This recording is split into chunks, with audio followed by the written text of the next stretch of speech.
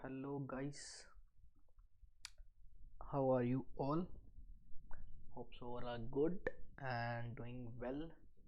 अच्छे से पढ़ाई कर रहे हो, स्टडीज कर रहे हो, टाइम पे अपने शेड्यूल के अकॉर्डिंगली पढ़ रहे होंगे तुम लोग।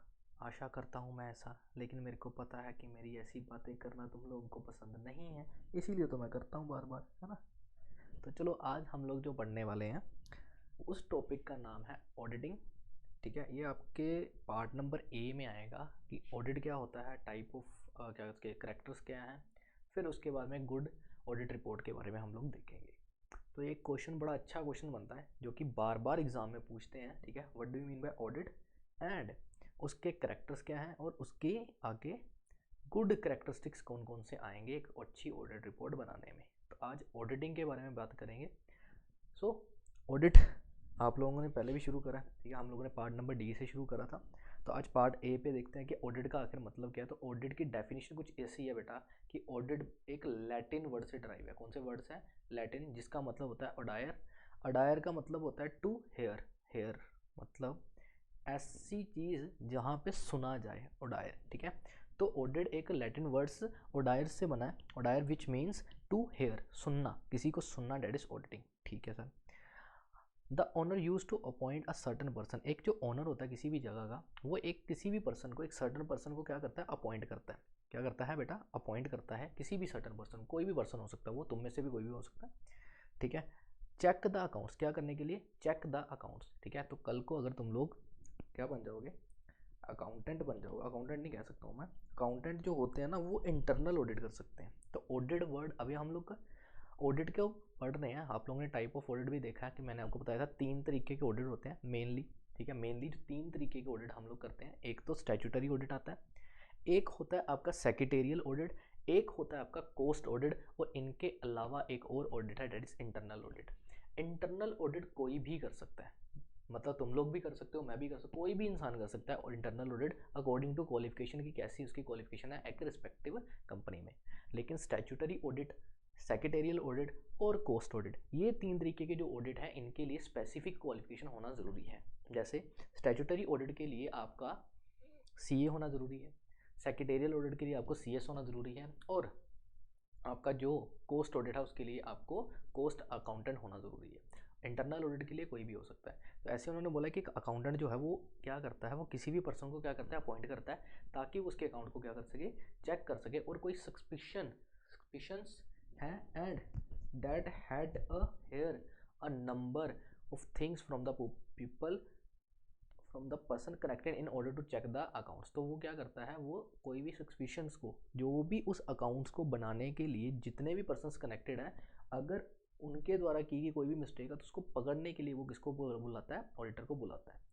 ठीक है, तो ये सारी चीज़ें थी ऑडिट के बारे में।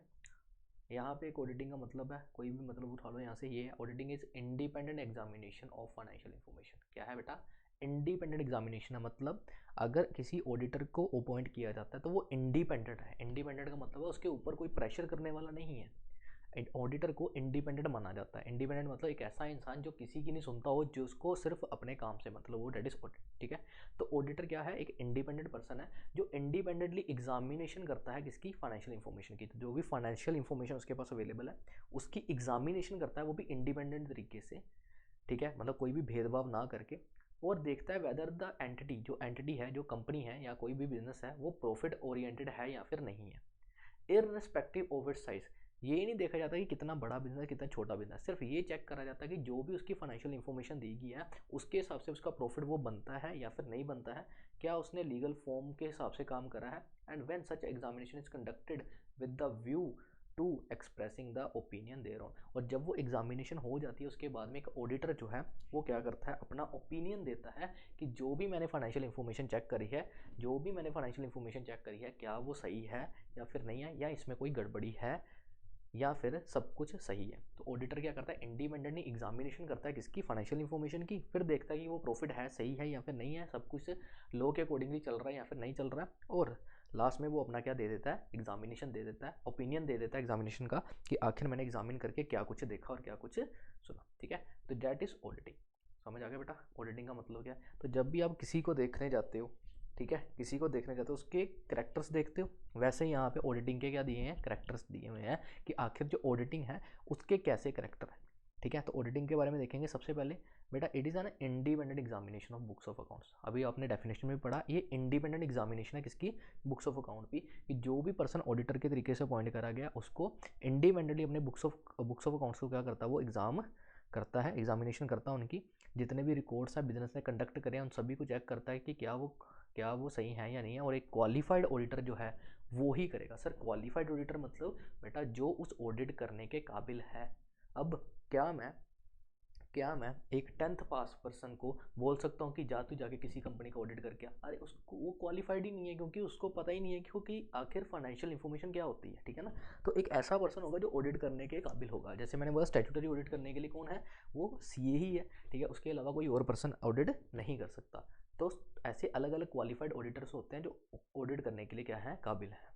Then the auditor is concern with the examination of books of accounts only and he is not responsible for their preparation. वो सिर्फ बुक्स को एग्जामिनेशन करेगा, बुक्स को प्रिपेयर करने के लिए वो लाइबल नहीं है। ठीक है, not responsible for their preparation. ठीक है, तो ऑडिटर सिर्फ बुक्स ऑफ अकाउंट्स को एग्जामिनेशन करने के लिए आता है, वो चेक करने आता है कि आप लोगों ने जो भी डाटा बनाया क्या वो सही है या नहीं है, वो बुक्स को बनाने के लिए नहीं आता। समझ आया।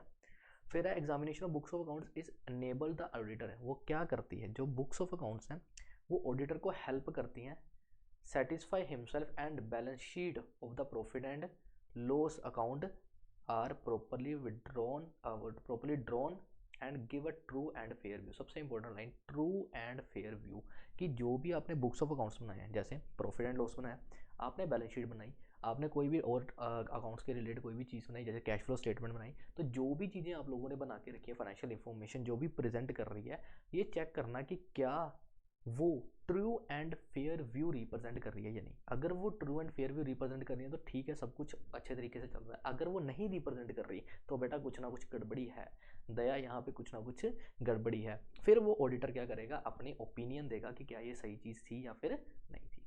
फिर डिटेक्शंस ऑफ एरर, वो क्या करता है, एरर देखता है और फ्रॉड्स को ढूंढता है। मेन ऑडिटर का काम ही क्या है बेटा, एडिटर बोल रहा हूँ, एरर्स को ढूंढना और फ्रॉड्स को ढूंढना, ये उसका इंटीजर पार्ट है ऑडिटिंग का। सबसे मेन पार्ट यही है कि ऑडिटिंग का मेन पर्पस यही आता है कि वो एरर्स और फ्रॉड्स को क्या करे, ढूंढे और बाद में अपने ओपिनियन वहाँ पे दे। फिर है ऑडिटर एक्सप्रेस करता है अपना opinion on financial statement presented to him. It is not required to certify the correctness of the all aspect. it not required certify the correctness of the all aspect because many of the figure which may appear in the account may not amenable and precise verification। मतलब auditor जो है, auditor का जो expression of opinion है किसी financial statement का, वो present किया जाता है। ठीक है, तो ओपिनियन क्या करता है, ओपिनियन बहुत ही ज़्यादा मैटर करता है। उसने फाइनेंशियल इन्फॉर्मेशन जो भी देखी, फाइनेंशियल स्टेटमेंट जो भी देखी, उसका जो भी ओपिनियन होगा वो प्रेजेंट करेगा कि आखिर फाइनेंशियल इन्फॉर्मेशन में जो लिखा था वो कैसा लिखा था। he is not required to certified the correctness of all respect because many of the figure which may appear account not amenable to the precise verification. मतलब उसको ये नहीं चेक करना है कि जो भी अकाउंट्स है वो करेक्टनेस तरीके से उसको सर्टिफाई करके नहीं देना, उसको जस्ट अपना ओपिनियन देना है। वो ये नहीं कह सकता कि हाँ बिल्कुल ही सही चीज़ है, वो बोलेगा कि ये मेरे ओपिनियन के हिसाब से जितना मेरे को डाटा दिया गया था उसके हिसाब से ये सही चीज़ है। बाकी क्या पता जो उसको दिखाया गया हो, जो इन्फॉर्मेशन क्या पता उसमें भी गड़बड़ी निकल के आ सकती है। तो it is just a opinion, उसको सर्टिफाई करके नहीं देना कि ये करेक्ट है या फिर नहीं है। It is just a opinion कि मेरे भी यहाँ पे जो भी इन्होंने मेरे को प्रोवाइड करवाया था डाटा और जिसके अकॉर्डिंगली मैंने यहाँ पे वेरिफिकेशन की है, that is okay. It is just an opinion not certification. समझ आ गया। And last one is auditor check करता है वाउचर्स। क्या क्या चेक करता है, जब भी आप ऑडिट करने जाते हो क्या करते हो, वाउचर चेक करते हो, डॉक्यूमेंट चेक करते हो, इन्फॉर्मेशन जो भी आपको बताई जाती है एक एविडेंस के थ्रू, वो इन्फॉर्मेशन चेक करते हो in order to report on the financial health of the business. तो बिजनेस की जो फाइनेंशियल हेल्थ है, बिजनेस की जो फाइनेंशियल हेल्थ है, बिजनेस की फाइनेंशियल हेल्थ कहाँ से पता लगती है, दो चीज़ों से, एक तो प्रॉफिट एंड लॉस अकाउंट से, एक बैलेंस शीट से। उसी को चेक करने के लिए ऑडिटर आता है और ऑडिटर चेक करता है कि जो भी डाटा तुम लोगों ने फाइनेंशियल स्टेटमेंट्स में डाला है, मतलब बैलेंस शीट और प्रॉफिट एंड लॉस में, वो तुम लोगों ने कहाँ से उठाया था। उसके लिए वाउचर्स लगाओ, उसके लिए जितनी रिसीट्स थी वो लेके आओ, जो एविडेंस थे वो लेके आओ। जैसे मैंने अभी क्या करा, मैंने वहाँ पे दिखा दिया कि चाय का बिल इस बार हमारी जो कंपनी थी उसमें चाय का बिल 2 लाख का आ गया। 2 लाख की तुम लोग चाय पी गए, ठीक है ना, तो क्या कितनी की चाय तुम लोग पी गए हैं, बाल्टी में तो क्या कर सिर डाल के बैठते होते थे तुम लोग। तो ये मैंने चेक करा कि जब मैंने कहा चलो जाओ ठीक है बिल लेके आओ, जाओ आप लोगों ने पेमेंट करी होगी तो बिल तो होगा ना उसका, जाओ बिल लेके आओ, देखता हूँ मैं 2 लाख का है या नहीं है। वहाँ पे बिल निकला सिर्फ 10,000 का। मतलब इन्होंने खर्चा ज़्यादा दिखाया हुआ था, बाकी का सारा पैसा अपनी जेब में डाला हुआ था। इसी चीज़ को चेक करने के लिए कौन बैठा हुआ, ऑडिटर। ऑडिटर कैसे चेक करेगा, वैसे जैसे जब उसको फाइनेंशियल डाटा दिया उसने देखा 2 लाख का बिल है यार, तो 2 लाख का बिल है तो उसके 2 लाख के बिल के बदले में कोई एविडेंस भी तो होगा कि कहाँ से देख के तुम लोगों ने यहाँ पे एंट्री पास करी है। तो उस चीज़ को देखने का वाउचर, डॉक्यूमेंट्स, इन्फॉर्मेशन, ये सारी रिलेटेड एविडेंस देखने का काम कौन करता है, ऑडिटर करता है, और चेक करता है कि जो फाइनेंशियल हेल्थ है बिजनेस की वो सही तरीके से दिखाई गई है या फिर नहीं दिखाई गई। तो ऐसी चीज़ें करता है कौन, ऑडिटर। ये क्वेश्चन तुम्हें एग्जाम में आता है कि बताओ ऑडिट क्या है, ऑडिटिंग की कैरेक्टरिस्टिक्स क्या है। अब इतने से तो तुम्हारे पेजेस नहीं भरेंगे, तो हम लोग क्या करेंगे इसमें ऐड ऑन करेंगे चीज़ें कौन कौन सी, देखो ऑब्जेक्टिव्स ऑफ ऑडिटिंग। जैसे पहला ऑब्जेक्ट है detention and prevention of error. सबसे पहला काम ही, सबसे मेन काम क्या है ऑडिटिंग का, डिटेंशन करना, डिटेक्ट करना, और प्रिवेंशन करना किसके, एरर की। तो वो क्या करता है, वो ये चेक करता है कि किसी पर्सन ने अनइंटेंशनली मिस रिप्रेजेंटेशन या फिर मिस डिस्क्रिप्शन, मिस रिप्रेजेंटेशन मतलब आपने गलत कर दिया, मिस डिस्क्रिप्शन मतलब आपने गलत दिखाया, या फिर जो भी एरर हुआ है जनरली वो अनइंटेंशनली था। हमने ये मान के चल रहा है कि आपसे जो गलती होती है वो अनजाने में होती है या ना अनजाने में होती है। जब भी कोई इंसान है गलती करता है, क्या वो अनजाने में गलती करता है या फिर वो जानबूझकर गलती करता है, ठीक है। हम लोग बोलते हैं कि मेरे से जो गलती हो गई है ना, बोलते हैं ना यही कि हमसे को जो भी कोई गलती हो गई है, ठीक है, जो जाने अनजाने में होगी, मतलब मेरे को पता नहीं था, अनइंटेंशनली, मतलब मेरी कोई इंटेंशन नहीं थी गलती करने की, लेकिन अनइंटेंशनली मेरे से ऐसा हो गया, ठीक है। तो वैसे उन्होंने यहाँ पे बताया कि जर्नली जो गलतियाँ होती हैं, जर्नली जो एरर होते हैं वो इंसान से क्या होते हैं, अनइंटेंशनली, वो जानबूझकर नहीं करता, ठीक है। जैसे कि मिस रिप्रेजेंटेशन करना, ये चीज़ें करनी है अकाउंट्स में, ठीक है, जो कि किसने बनाए होते हैं, एम्प्लॉइज और ऑफिसर ने, कंसर्न अंडर द ऑडिट। तो ऑडिट के अंडर में जितने भी एरर्स होते हैं जर्नली माना जाता है कि वो अनइंटेंशनली किए गए हैं, जो भी एम्प्लॉइज ने बनाया है, and it is a result of carelessness and negligence. और क्यों होते हैं ये एरर्स, क्यों एरर्स होते हैं, क्यों गलतियाँ हो जाती है, क्योंकि वो केयरलेसनेस है, ठीक है, मतलब वो सही तरीके से काम नहीं कर रहे, नेग्लिजेंट तरीके से क्या कर रहे हैं, काम कर रहे हैं, केयर नहीं बरते, हैंडल विद केयर ऐसे होता है ना, तो केयर नहीं बरत रहे वो लोग, और वो नेग्लिजेंट तरीके से क्या कर रहे हैं, काम कर रहे हैं। बट समटाइम इट में रिजल्ट ऑफ विलफुल मैनिपुलेशन, और कभी कभी गलती जो है वो तुम्हारी क्या होती है, विलफुल तरीके से। विलफुल का मतलब क्या होता है बेटा, आप जानबूझकर किसी के साथ में गलत कर रहे हो, आपको पता है, आपका दिल अंदर से बोल रहा है कि आप लोग गलत कर रहे हो, लेकिन फिर भी तुम लोग गलत करते हो, दैट इज़ विलफुल मैनिपुलेशन, याद है। तो या तो तुम लोग अनइंटेंशनली करोगे या तो तुम इंटेंशनली करोगे, लेकिन किसी भी तरीके से तुम लोगों ने क्या करा है, एरर करा है, या तो वो इंटेंशनली हो सकता है या तो अनइंटेंशनली हो सकता है। उस चीज़ को डिटेक्ट करना, उस चीज़ को प्रिवेंट भी करना। डिटेक्ट का मतलब है कि पहले तो ढूंढना कि कहाँ कहाँ पे एरर हुआ है, और जब मेरे को वो एरर मिल गया उसके बाद में उस एरर फिर को दोबारा ना हो, तो ऐसे कुछ मेथड बनाने, ऐसे प्रिवेंट भी करना है कि वैसे एरर दोबारा ना हो। तो financial information statement include the omission of accounts and disclosure such as. अब कैसे कैसे उन्होंने बताया एरर है, पहले मिस्टेक्स इन गैदरिंग और प्रोसेसिंग द डाटा फ्रॉम। सबसे पहले गलती क्या हो सकती है, गलती हो सकती है गैदर करने में और प्रोसेस करने में। मतलब जब आप डाटा कहीं से गैदर कर रहे हो, आपने सुना ही गलत, उसने बोला 2 लाख का बिल था, मैं कहा कितने का, 20 लाख का बिल था, मैंने लिख लिया। मतलब जहाँ से मैं इंफॉर्मेशन गैदर कर रहा था, जहाँ से मैं डाटा प्रोसेस कर रहा था, वहीं पे मिस्टेक होगी, या तो वहीं पे डाटा गैदर करने में मिस्टेक होगी। दूसरा, an incorrect accounting estimate arise from oversight or misinterpretation of the fact. यहाँ तो मैंने एस्टीमेट गलत कर लिया। आप लोग ने अकाउंट में प्रोविजंस बनाते थे, याद हो किसी को, प्रोविजंस बनाते थे, provision for depreciation, that is an estimation, ठीक है। जितनी भी प्रोविजंस बनती थी दैट इज एन एस्टीमेशन, कि इतने एस्टीमेशन थे, हम लोग क्या करेंगे, अपना खर्चा दिखाएंगे प्रोविजन के रिलेटेड। तो उन्होंने बोला कि इनकरेक्ट एस्टिमेशन कर लिया आप लोगों ने, एस्टिमेशन गलत कर दी, उसके हिसाब से भी आपकी मिस रिप्रेजेंटेशन हो सकती है। And the mistake of application of accounting principle, या तो आपके अकाउंटिंग प्रिंसिपल कच्चे हैं, तुम लोग पढ़े लिखे नहीं हो इतने ज़्यादा, तो उस तरीके से तुम लोगों ने गलती कर दी, डैट इज़ अकाउंटिंग प्रिंसिपल आपके कच्चे हैं। जैसे किसी को ये नहीं पता कि एसेट क्या होता है, किसी को ये नहीं पता एक्सपेंस क्या होता है, उसने एसेट को एक्सपेंस मान लिया, एक्सपेंस को एसेट मान लिया, दैट इज प्रिंसिपल एरर, ठीक है। एक छोटी सी गलती तुम लोगों को बताता हूँ जो तुम लोग हमेशा करते थे। जब हम छोटे बच्चे होते थे, ठीक है ना, छोटे छोटे बच्चे होते थे, तो तब हमें क्या जर्नल एंट्रीज पास करनी सिखाई थी किसी ने। तो हम लोग क्या करते थे तब, जर्नल एंट्री पास करते थे। तो दो ऐसी जर्नल एंट्रीज थी जिसमें सबको सबसे ज़्यादा शायद से प्रॉब्लम आती होगी, जो मैंने देखा है, कि परचेज अकाउंट की एंट्री होती थी एक, फर्नीचर की एक एंट्री होती थी, याद है, कि परचेज ऑफ गुड्स और परचेज ऑफ फर्नीचर। और मोरल लेस मैंने जितने भी देखे हैं ना, सबसे पहले स्टार्टिंग में जो लोग गलती करते थे, वो परचेज ऑफ गुड्स और परचेज ऑफ फर्नीचर की सेम एंट्री पास करते थे। हमें ये नहीं पता लगता था कि एसेट का मतलब क्या होता है, और हमें ये नहीं पता होता था कि गुड्स का मतलब क्या होता है। तो वहाँ पे हमारे प्रिंसिपल्स क्या कर जाते हैं, लैक कर जाते हैं। हम लोग गलत एंट्रीज पास कर देते थे, हम सारी एंट्री परचेज एंट्री में पास करते थे। फिर बाद में मैम हमें समझाते थे, है ना, ओए तुम्हें नहीं पता लगता ये परचेज ऑफ गुड्स है, वो परचेज ऑफ फर्नीचर है, तुम लोगों ने फर्नीचर और दूसरे को सेम एंट्री में पास कर दिया। तो हमें समझ नहीं आता था क्या बोल रहे हैं।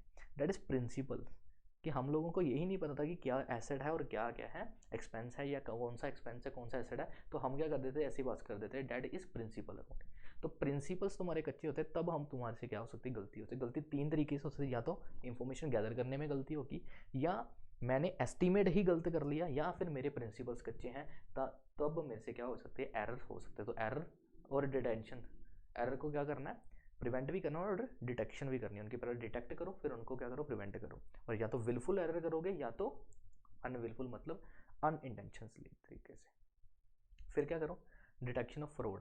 एरर ढूंढ रही है, गलतियां तो ढूंढ रही, अब ढूंढो क्या, fraud.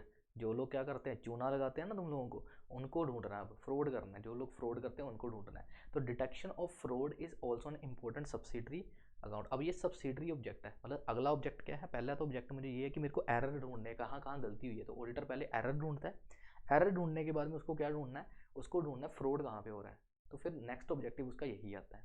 Fraud is checked in earlier stages, ठीक है, fraud has to be checked in earlier stages, it will be difficult to detect, otherwise it will be difficult. मतलब अगर फ्रॉड हो रहा है तो स्टार्टिंग स्टेज पे ही वो चेक हो जाएगा, तो पता लग जाएगा कि फ्रॉड हो रहा है। लेकिन बाद में जब टाइम निकल जाता है, तो उसके बाद में फ्रॉड को डिटरमिन कर पाना बहुत ही मुश्किल हो जाता है। जो डिटेक्ट होता है वो अर्लियर स्टेजेस पे ही उसको डिटेक्ट कर लो, बढ़िया है।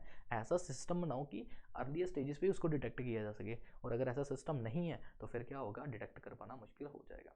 Fraud refers to the intentionally, जब तुम लोग इंटेंशनली जानबूझकर कोई ऐसा एक्ट कर रहे हो बाय वन पर्सन, या तो एक बंदा तुम्हारे साथ गलत कर रहा है, या तो मोर इंडिविजुअल्स अमंग द मैनेजमेंट। तो मैनेजमेंट में जो लोग मैनेज कर रहे हैं सारा सारा, वो क्या कर रहे हैं, इंटेंशनली किसी चीज़ को गलत कर रहे हैं, ऐसा एक्ट कर रहे हैं, जानबूझकर किसी का दिल दुखा रहे हैं, that is called as fraud. क्या बोल रहे हैं, fraud.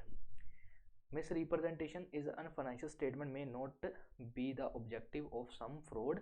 Auditor do not make legal determination of whether the fraud is actually occurred or not. मतलब मिस स्टेटमेंट का मतलब होता है कि गलत स्टेट कर देना, ठीक है। मिस स्टेटमेंट का मतलब है कि हम लोगों ने गलत स्टेटमेंट रिकॉर्ड कर दी हुई है। तो उन्होंने बोला कि मिस स्टेटमेंट जो है may not be the objective of fraud. अकेला मिस स्टेटमेंट देना ये अकेला ऑब्जेक्टिव नहीं हो सकता फ्रॉड का। फ्रॉड के कई सारे ऑब्जेक्टिव हो सकते हैं कि फ्रॉड क्यों किया गया। सिर्फ मिस स्टेटमेंट करने के लिए, सिर्फ इसी चीज़ के लिए हम लोग फ्रॉड नहीं करते। फ्रॉड कई सारे तरीकों से हो सकता है और कई सारे ऑब्जेक्टिव्स के लिए हो सकता है। तो auditor do not have a legal determination to whether the fraud has actually occurred or not. मतलब उसको जरूरी नहीं है कि वो सिर्फ ये देखे कि मिस स्टेटमेंट हुई है तो बोल देगा फ्रॉड हुआ है। नहीं, क्या पता फ्रॉड किसी और चीज़ से हुआ हो। तो मिस स्टेटमेंट जरूरी नहीं है कि फ्रॉड होने का चांस सिर्फ मिस स्टेटमेंट ही हो, ठीक है। बस इतना ही याद रखो और कुछ नहीं, ठीक है। तो पहले क्या करना है, आपको एरर ढूंढने हैं, दूसरा आपको क्या करना है, फ्रॉड पकड़ना है, and third one is prevention, ठीक है। फिर क्या करना है, प्रिवेंशन, ऐसा कोई सिस्टम मेंटेन करना है ताकि ऐसे एरर और फ्रॉड दोबारा ना हो। तो prevention of error and fraud, prevent करना है एरर एंड फ्रॉड को। ये रिस्पॉन्सिबिलिटी किसकी है, मैनेजमेंट की। जो लोग मैनेज कर रहे हैं उनकी रिस्पॉन्सिबिलिटी है वो ऐसा सिस्टम बनाए कि जिससे एरर ना हो। Management should implement and continuous operate the educate system, उनको इम्प्लीमेंट करना है ऐसा सिस्टम और कॉन्टीन्यूसली उस सिस्टम को ऑपरेट करते रहना है। एक ऐसा सिस्टम को बनाना है जो कि क्या करे, कंट्रोल रखे कि अगर किसी पर्सन ने किसी भी तरीके से एरर करा, गलती करी, तो ऑटोमेटिकली वो वहीं पे उसका क्या करें, उस एरर को डिटेक्ट किया जा सके। मतलब ऐसा सिस्टम बनाओ कि अगर किसी से गलत एंट्री पास हो जाती है या कुछ भी तरीके से गलती हो जाती है तो वो ऑटोमेटिकली शो कर देगा तुम्हें कि यहाँ पे ये एंट्री गलत हुई है, ठीक है। तो ऐसा सिस्टम बना दो। Auditor should also evaluate the internal control system. Auditor जब भी आता है तो सबसे पहले ये चेक करता है कि तुम्हारा इंटरनल कंट्रोल कैसा है, कि तुम लोग क्या कर रहे हो एरर को प्रिवेंट करने के लिए? सबसे पहला ध्यान उसका यही होता है कि ठीक है, तुम लोगों ने क्या करा, पहले ये बताओ कि तुम लोगों का सिस्टम क्या है। अगर तुम्हारे यहाँ पे गलती हुई तो तुम लोग कैसे ढूंढोगे? तो पहले वो देखता कि तुम्हारा इंटरनल कंट्रोल सिस्टम कैसा है, फिर उसके बाद में वो अपनी सज़ा सुनाता कि अपने तरीके से देखता कि वो किस तरीके से ऑडिटर कहाँ किस तरीके से पकड़ेगा कैसे एरर को, ठीक है। फिर वो चेक करता है उसके वीक पॉइंट्स क्या है, कि इंटरनल कंट्रोल सिस्टम में कौन कौन से वीक पॉइंट्स हैं, एंड फिर उसके बारे में वो सजेशंस देता है कैसे आप इन चीज़ों को रिमूव करो और उसको इम्प्रूव करो, सो डैट जो भी आगे आने वाले चांसेस हैं एरर और फ्रॉड के वो कम हो सके। तो बस 3 ऑब्जेक्टिव है इसके। सबसे पहले तो आपको क्या करना है, आपको अपने एरर्स को डिटेक्ट करना है। डिटेक्ट करने के बाद में आपको फ्रॉड को डिटेक्ट करना है, और थर्ड वन, आपने जितने भी चीज़ों को डिटेक्ट करा है वो फिर से ना हो, एरर और ओमिशंस या फिर एरर और फ्रॉड्स ना हो, उसके लिए क्या करना है, प्रिवेंट करना है, एक ऐसा सिस्टम बनाना है ताकि दोबारा दोबारा वो चीज़ें ना हो सके। कि एडुकेट सिस्टम आपको क्या करना है बेटा, मेंटेन करके चलना है। तो गलतियों को सुधारना है, ठीक है, पहले गलती ढूंढो, ठीक है, फिर वो जिन्होंने इंटेंशनली गलती करी उनको पकड़ो, और ऐसे अपने आप को मजबूत कर लो कि कल को तुम्हारे साथ कोई भी कुछ भी करके जाता है तो तुम्हें फ़र्क ना पड़े। तो ऐसा सिस्टम मेंटेन करके रखना है, एक एडुकेट सिस्टम बना के रखना, ताकि प्रिवेंट हो सके क्या, एरर और फ्रॉड्स। दिल पे कोई नहीं लेगा, वापिस ही कहाँ जाओ। And the last one is characteristics of a good audit report. एक अच्छी ऑडिट रिपोर्ट, मैंने बताया था ना, सबसे पहले क्या होता है, ऑडिट करता है एक ऑडिटर। ऑडिट करने के बाद में वो चेक करता है कि ऑडिट मेरा सही हुआ या नहीं हुआ, ठीक है। चेक करने के बाद में सब भी ऑडिट हो जाता है, तो फिर वो अपनी क्या बनाता है, एक ऑडिट रिपोर्ट। ऑडिट रिपोर्ट में वो लिखता है कि मैंने जितना भी ऑडिट करा, यहाँ पे सभी ने मेरा साथ दिया, जो भी मैंने इनसे इन्फॉर्मेशन मानी इन सभी ने मेरे को इन्फॉर्मेशन भी ला कर दी है, और जितने भी मैंने चेक करा इन सभी को मेरे को किसी भी तरीके से फ्रॉड नहीं दिखा, जितनी भी रेलिवेंट इन्फॉर्मेशन मेरे पास थी। तो वो अपनी क्या बना के देता है, ऑडिट रिपोर्ट सारा इकट्ठा चिट्ठा लिख के देता है कि मेरे को कैसा लगा यहाँ पे, किस तरीके का इन्वायरमेंट था यहाँ पे, है ना, कितने फ्रेंडली लोग थे यहाँ पे, कितने अच्छे तरीके से मुस्कुराते थे ये लोग, वो सारा कुछ लिख के देगा, ठीक है। सच में लिख के देता है ऐसी चीज़ें, मैं बता रहा हूँ कि कैसी एक्यूरेसी है उसकी, क्या थिंकिंग है, सिंप्लिसिटी है, ये सारी चीज़ें वहाँ पे वो लिख के देता है। तो क्या क्या होना चाहिए, सबसे पहले sincerity in the purpose, sincerity of the purpose, ठीक है। सिंसेरिटी होनी चाहिए। एक ऑडिट रिपोर्ट कब अच्छी मानी जाती है, जब उसमें सिंसेरिटी हो, ठीक है। The report is primarily concern with the expression of the opinion and truth and fairness of financial statement. तो हमें सिंसेरिटी से काम करना है, सिंसेयर होके काम करना है, सिंसेयर होके हमें बताना है, अपना ओपिनियन देना है, क्या क्या सच में वहाँ पे जो स्टेटमेंट दी गई थी क्या वो ट्रू एंड फेयर व्यू दिखा रही है या फिर नहीं दिखा रही है, और उसको फ्री माइंडेड होके, इंडिपेंडेंट होके, फ्री माइंड होके, और विदाउट किसी ब्यास के, ब्यास का मतलब होता है कि बायस के, ब्यास बोल रहा हूँ बायस के, विदाउट किसी बायस्ड के उसको ये डिसीजन लेना, मतलब विदाउट किसी भेदभाव के उसको ये डिसीजन देना, और रिफ्लेक्ट करेगी सिंसेरिटी उसकी थिंकिंग कि आखिर किस तरीके से इन्होंने अपनी फाइनेंशियल इन्फॉर्मेशन को बनाया और किस तरीके से इन्होंने अपना true and fair view represent, मतलब सिंसेयर होकर तुम लोगों ने अपना जवाब देना है, किसी के बहकावे में आगे जवाब नहीं देना, अपने से तुम्हें जो सही लगता है उसका जवाब दो, और फ्री माइंडेड से जवाब दो, तुम्हें जो कुछ भी वहाँ पे पता लगा। फिर क्लैरिटी होनी चाहिए इन थिंकिंग, ठीक है, कि जो भी ऑडिट रिपोर्ट मेरे को मिले उस रिपोर्ट से मेरे को क्लैरिटी मिल जाएगी थिंकिंग के लिए कि क्या मेरे को इस कंपनी में इन्वेस्ट करना है या फिर नहीं। The pre requisites of the clarity of expression, the auditor report must inform the two the people whom it may be addressed to the existing state of the affair of the company. He must do in a language that it at the once clear to the layman, avoiding the use of long Paris. मतलब कि जब मैंने audit report बनाई, ठीक है, मैंने audit report बनाई और मैंने ऐसे ऐसे वर्ड्स यूज़ करके ऑडिट रिपोर्ट को लिखा, ऐसे मतलब मैं कहता हूँ फ्रेंच लैटिन वर्ड, अलग अलग वर्ड्स को यूज़ करके मैंने तुम्हें ऑडिट रिपोर्ट दे दी। अब तुम लोग वो ऑडिट रिपोर्ट पढ़ रहे हो और मेरे को गालियाँ निकाल रहे हो कि ये क्या लिख के गए हो, ना तो समझ में आ रहा है, ना तो क्या, मतलब कुछ नहीं समझ में आ रहा, ठीक है ना।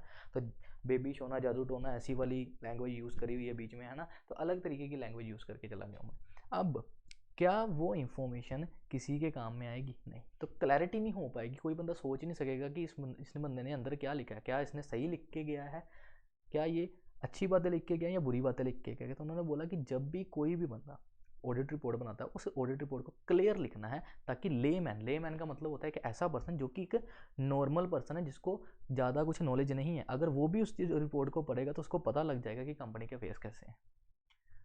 समझ आ रहा है? तो लेमैन का मतलब होता है, अब कोई इंसान अगर किसी को चिट्ठी भेजता है तो क्या वो टेक्निकल भाषा यूज़ करेगा वहाँ पे, है कौन सी भाषा यूज़ करें, नॉर्मल भाषा ना, तो मतलब ताकि वो जो भी पढ़ेगा वो इजीली समझ आ जाए उस पर्सन को।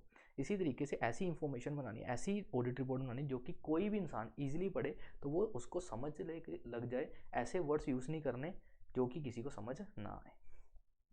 फिर एक्यूरेसी होनी चाहिए, जो भी तुम लोग रिपोर्ट दे रहे हो उसकी एक्यूरेसी होनी चाहिए, एक्यूरेट होनी चाहिए। एक्यूरेट मतलब सही होनी चाहिए वो रिपोर्ट, ठीक है। और आपने जो भी एक्यूरेसी है must be maintain in collection, interpretation and presentation of data in audit report. आपने जो भी डाटा, आपने जो भी कलेक्शन करी थी वहाँ से, आपने जो भी इंटरप्रिटेशन देनी है वो सारी की सारी उस ऑडिट रिपोर्ट में हो, ताकि कल को आपने जो भी ओपिनियन दिया है आप बता सको कि ये एक्यूरेट था मेरे ओपिनियन के बेस के ऊपर, कि मैंने सही इन्फॉर्मेशन लिख के दी है, मैंने कोई भी तरीके की गलत इन्फॉर्मेशन लिख के नहीं दी है। फिर था बेटा ब्रीविटी। ब्रीविटी देखते हैं, brevity in other words paras and sentences which make the report accurate and easy to understand. तो ब्रीविटी इन द वर्ड मतलब ऐसे वर्ड्स होने चाहिए, ऐसे पैरास होने चाहिए ऑडिट रिपोर्ट में जो आपकी ऑडिट रिपोर्ट को एक्यूरेट और इजी अंडरस्टैंडेबल बनाए। मतलब ऐसे वर्ड्स यूज़ करने की तुम्हारी बातें सुन के दूसरे बंदे का दिल गार्डन गार्डन हो जाए, एक्यूरेट हो जाए। मतलब कि वो बंदा पहले तो ईजिली अंडरस्टैंड, ऐसे वर्ड्स यूज़ करो कि दूसरा बंदा उसको ईजी अंडरस्टैंड कर जाए। दूसरा, आपकी इंफॉर्मेशन एक्यूरेट बताए अपने बारे में, ठीक है। तो अपने बारे में एक्यूरेट बताए, आपकी रिपोर्ट एक्यूरेट हो और साथ में इजी अंडरस्टैंडेबल हो, ऐसे वर्ड्स यूज़ करने हैं आप लोगों ने, ठीक है। Audit report should contain the presented and enable reader to understand. Enable मतलब हेल्प करेगा रीडर को अंडरस्टैंड करने में, सब्जेक्ट मैटर क्या है उसमें। And brevity is achieved by reading the report word over and again, cutting off the unnecessary detail and tying up the loose end, ठीक है। तो उन्होंने बोला कि आप लोगों को ऐसी इन्फॉर्मेशन देनी है बना के जिसमें एक्यूरेट हो, इजीली अंडरस्टैंडेबल हो, और ऐसे वर्ड्स यूज़ करने हैं जो कि ब्रीविटी लेके आए, मतलब कि ऐसे वर्ड्स यूज़ हो जिसमें अननेसेसरी इन्फॉर्मेशन ना लिखी हो, ईजी हर किसी के अंडरस्टैंडिंग में आ जाए। And last one is coherence, ठीक है। कोहेरेंस का मतलब क्या दिया हुआ है, the report must be coherent and logical. Coherent and logical report होनी चाहिए। Achieve maximum effort, it must be stick together, there must be an unifying and binding sentence and sentences and paragraph to the report, and it may be achieved only by revising the report again and again, filtering every word, every sentence, every paragraph into the right place। मतलब हर एक जगह को, हर एक word को, हर एक sentence को, हर एक paragraph को सही जगह पे लिखना, ताकि उस चीज़ की लॉजिकल एफिशिएंसी बढ़ सके। मतलब जो भी आप लोग रिपोर्ट बना रहे हो तो रिपोर्ट बनाने के बाद में हर एक चीज़ पॉइंट वाइज लिखो, ठीक है। जो मेन चीज़ें उनको हाईलाइट करके दो, ठीक है। जैसे मैंने बोला यहाँ पे ये चीज़ नेगेटिव से नेगेटिव को हाईलाइट कर दो। उसके बाद में हर एक जगह सेंटेंस को राइट जगह पे रखो, ठीक है, राइट प्लेस पे रखो, जहाँ पे उसकी जगह होनी चाहिए वहीं पे रखो। अब डेट है तो डेट लास्ट में आएगी, सिग्नेचर लास्ट में आएंगे, तो ये उसकी कोहेरेंस है जिसको वो लॉजिकल रिपोर्ट बनाता है। अब मैंने क्या करा, मैंने पैराग्राफ बनाए, मतलब कोई पैराग्राफ नहीं है, कोई मतलब कि उसमें पॉइंट्स नहीं दिए हुए, तो मैं क्या कर रहा हूँ सीधा ही लिखी जा रहा हूँ, बस लिखी जा रहा हूँ, लिखी ना, तो वो कोहेरेंट नहीं होता है, लॉजिकल नहीं दिखता कि इस बंदे ने कैसे रिपोर्ट बनाई है। तो कोहेरेंट होनी चाहिए, राइट जगह पे राइट बात लिखी होनी चाहिए, हर एक पैराग्राफ पूरा अपनी परफेक्ट जगह पे होना चाहिए। तो उससे क्या होगा, वो एक रिपोर्ट लॉजिकल तरीके से आगे रिप्रेजेंट होके आएगी। तो ये एक गुड रिपोर्टिंग, अगर तुम लोग अच्छी रिपोर्ट बनाना चाहते हो तो उसमें ये सारे पॉइंट्स होने चाहिए। तो क्या सिंसेरिटी होनी चाहिए कि आप जो भी चीज़ बोल रहे हो वो ट्रू एंड फेयर व्यू दिखा रही है, आपको सिंसियरली अपना ओपिनियन उस पर देना है। क्लैरिटी होनी चाहिए कि जो भी बंदा उसको पढ़े इजीली अंडरस्टैंड कर सके उस चीज़ को, कोई भी ऐसा पर्सन जो ले मैन है वो भी उसको इजीली अंडरस्टैंड कर ले। एक्यूरेसी होनी चाहिए आपकी रिपोर्ट में, कि मतलब जो भी आपकी रिपोर्ट है वो एक्यूरेट डाटा से ली गई है, ठीक है, accurate true and fair view represent कर रही है। जो भी आपने कलेक्शन करी थी डाटा की, जहाँ से भी आपने डाटा उठाया था वो सारा कुछ आपको ऑडिट रिपोर्ट में बताना है। ब्रीविटी होनी चाहिए, मतलब ऐसे वर्ड्स पैरास यूज़ करने जो कि इजीली अंडरस्टैंडेबल हो, इजीली हर एक पर्सन उसको रीड कर सके, एंड आपकी एक्यूरेसी को भी वो बताए, और अननेसेसरी वर्ड्स को क्या कर देना है, बाहर निकाल देना है। एंड कोहेरेंस का मतलब है कि हर एक चीज़ लॉजिकल तरीके से करनी है बेटा, सिंपल वर्ड्स यूज़ करने हैं, फिल्टर करने हैं हर एक वर्ड्स को, पैराग्राफ्स में होना चाहिए, और राइट जगह पे राइट प्लेस पे हर एक पैराग्राफ हर एक चीज़ को मेंटेन करना है। तो दिस इज अ शॉर्ट सा क्वेश्चन था एक, कि आखिर ऑडिट रिपोर्ट क्या है, उसके गुड करेक्टरिस्टिक्स बताओ, और दूसरा ऑडिटिंग क्या होता है और उसके करेक्टरिस्टिक्स बताओ। मैं बोलता हूँ कि अगर तुम्हें ऑडिटिंग के बारे में आ जाएगा, गुड रिपोर्ट ये सारा कुछ इकट्ठा करके भी लिख दोगे तब भी एक बेस्ट आंसर बन के रेडी हो जाएगा। तो ये क्वेश्चन बहुत बार एग्जाम में पूछा जाता है, तो इसको छोड़ के मत जाना, अच्छे से करके जाना, ठीक है गाइस। सो मिलते हैं नेक्स्ट सेशंस में, तब तक आप पढ़ते रहो और हमें याद करते रहो। पर हम आते रहेंगे। सही है, चलो।